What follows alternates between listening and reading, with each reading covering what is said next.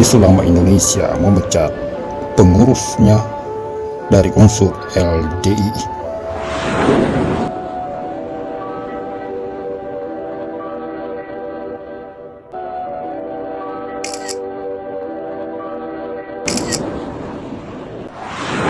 Telah hadir dua narasumber kita. Majelis Ulama Indonesia MUI Pusat melalui Komisi Pengkajian, Penelitian, dan Pengembangan KP3 MUI menggelar rapat koordinasi nasional Rakornas kedua di Jakarta pada Kamis 9 Maret 2023. Ada sesuatu yang menarik dalam rapat yang mengangkat tema konsolidasi dan sinergi KP3 MUI dalam mencegah, menangkal, dan meluruskan pemikiran serta aliran sesat agar terwujudnya Islam Wasatiyah dalam bingkai NKRI, yakni MUI menonaktifkan sejumlah pengurus MUI yang berasal dari sebuah ormas Islam bernama LDII, Lembaga Dakwah Islam Indonesia.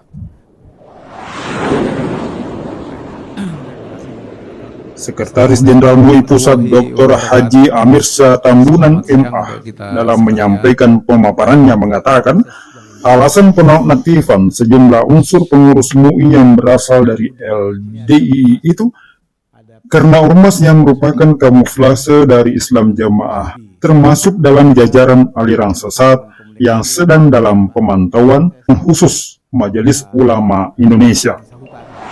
Karena dalam alam pikiran mereka itu sudah sampai kepada tingkat pokoknya gitu.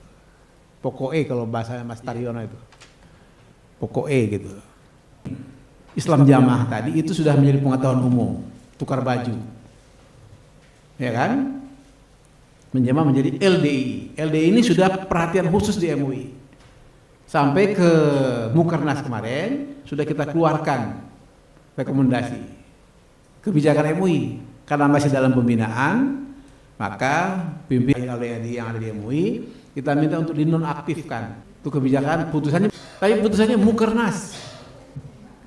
Kenapa? Karena 2 kali datang ke MUI minta kami kembali kepada paradigma baru, tapi faktanya di lapangan enggak tuh. Menurut Amirsyah Tambunan, pihak Majelis Ulama Indonesia mulai jenuh menunggu janji-janji kosong dari LDII yang telah berkali-kali ingkar janji. Jadi dilecehkan. Kita nggak mau institusi Mahkamah Agung dilecehkan, dan kita nggak mau institusi MUI dilecehkan, gitu Pak. Ya. Nah, ini pembinaan tanggung jawab kita semua. Dan itu tanda tangan di atas meterai. Dan mereka datang secara ikhlas kemari untuk minta dibina. Tapi ketika mau dibina nggak mau. Itu gimana? Nah, terserah nanti kita yang hadir di forum ini, baik yang Zoom maupun yang langsung. Mau kita apakan? Ya kalau saya sih sederhana aja. Mau dibina monggo, nggak mau ya sudah.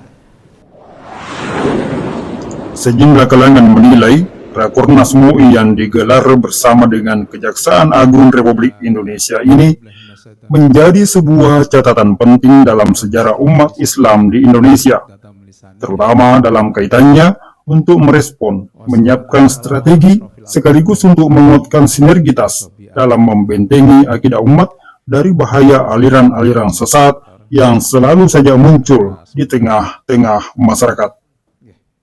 Bahkan ada kecenderungan kelompok-kelompok aliran sesat ini semakin menampakkan keberaniannya untuk tampil di depan umum, seolah-olah menantang pemerintah melecehkan Mahkamah Agung dan Majelis Ulama yang ada di negeri yang mayoritas berpenduduk Muslim ini.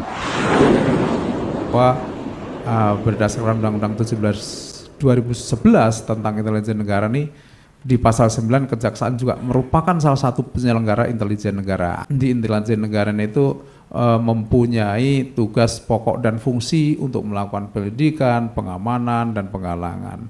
Nah, ini bukan hanya di Kejaksaan saja, tapi beberapa lembaga atau kementerian itu mempunyai aparat intelijen. Inilah yang sebenarnya menjaga negara ini ya berkoordinasi untuk melakukan cegah dini dan deteksi dini terhadap beberapa hal yang bisa saja mengganggu ketertiban umum atau mengganggu keberlangsungan pemerintah negara. Memang adalah sesuatu yang sangat memprihatinkan. Sebuah negara yang penduduknya mayoritas Islam, namun justru menjadi tempat subur berkembangnya kelompok-kelompok yang menyimpang dari ajaran Islam yang benar. Maka sangat wajar apabila banyak kalangan yang bertanya, kemana para ulama? Di mana wewenang pemerintah? Kemana para penegak hukum? Warga menjadi resah, umat muslim dirumbung gelisah, kesatuan bangsa terpecah, kedaulatan terkoyak, ditambah akidah yang terancam. Memang, sudah saatnya pemerintah sebagai pengambil kebijakan tertinggi di negeri ini berkolaborasi dengan para ulama untuk menyelamatkan rakyat dan umat. Rakornas Majelis Ulama Indonesia yang dilaksanakan bersama Kejaksaan Agung Republik Indonesia ini sungguh sangat relevan dan menjadi angin segar bagi seluruh kaum muslimin yang telah lama dalam penantian. Menunggu kinerja nyata pihak-pihak terkait membangun kerjasama dalam membentengi akidah umat. Harapan umat terjawab melalui 3 poin yang menjadi tujuan utama Rakornas MUI Kejagung ini, yakni pertama, untuk mencegah dan menangkal, meluruskan pemikiran dan aliran sesat agar terwujud Islam yang wasatiyah dalam bingkai Negara Kesatuan Republik Indonesia. Yang kedua, sosialisasi hasil diseminasi ajaran Islam dan model Islam Indonesia yang toleran, moderat, dan tetap dalam sikap pemikiran serta perilaku umat Islam Indonesia. Dan yang ketiga, sebagai sarana komunikasi, koordinasi, dan konsolidasi infrastruktur KP3 se-Indonesia dalam rangka sosialisasi kebijakan dan program pengkajian, penelitian, dan pengembangan di Majelis Ulama Indonesia.